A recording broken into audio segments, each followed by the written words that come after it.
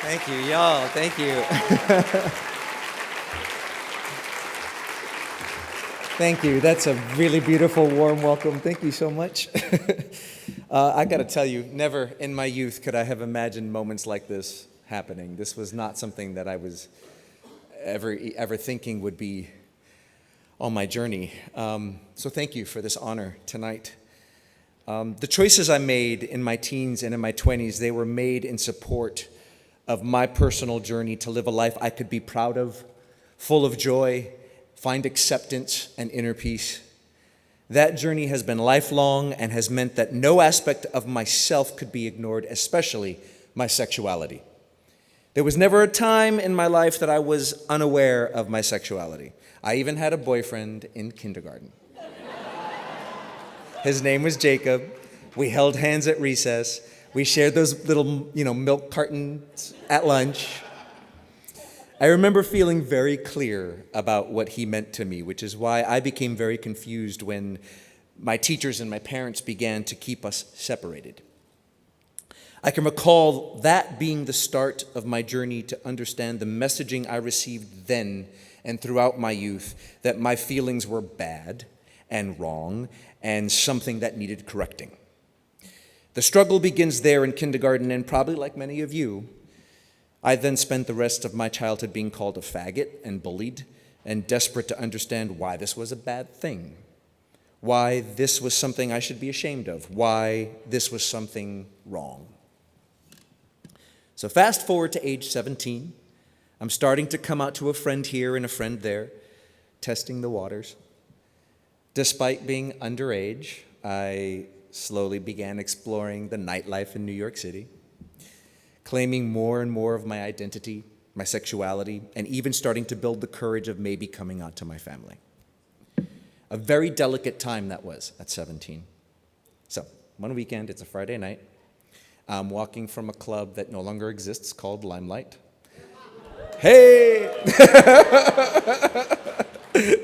And I'm walking from Limelight and going to another spot called Danceteria.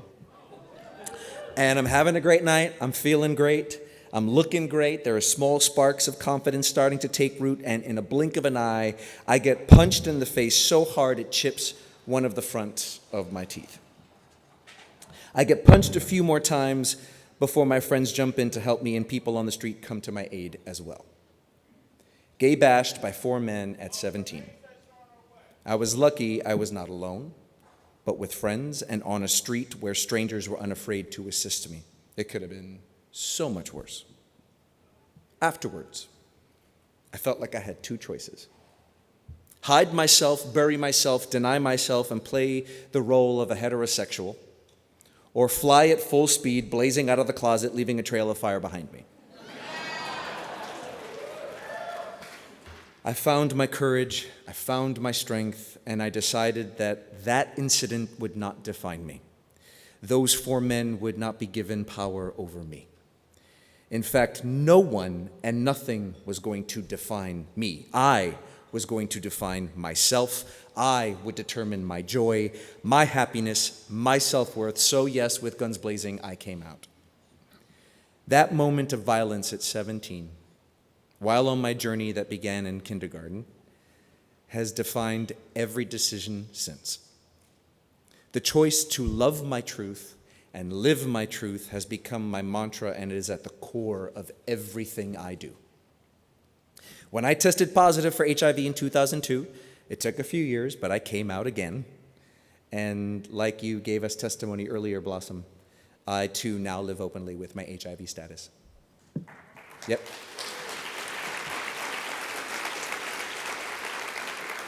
So when I sat down with the New York Times journalist who was the first to interview me about stepping into the role of Hamilton full-time, I talked openly about my sexuality and my status with no fear, no hesitation, no doubts, and it took him back. He asked more than once if he could print this information, and of course I said yes every time he asked. That was the moment I wanted to make sure I was visible, seen, heard, and all in my truth. Visibility matters. Visibility sends the message that you are not alone. Visibility sends the message that you matter. Growing up, I needed that. I needed to see others like me to show me what could be possible. And I still need that now to stay inspired and to help keep that fire burning. That's why the work HRC does is so vital. Absolutely vital. Life-saving and life-changing work. The unprecedented attacks we've seen over the last couple years mean HRC's great work is more urgent than ever. I am proud to support the Human Rights Campaign, and I'm deeply honored and humbled by this recognition. Thank you so very much. Thank you.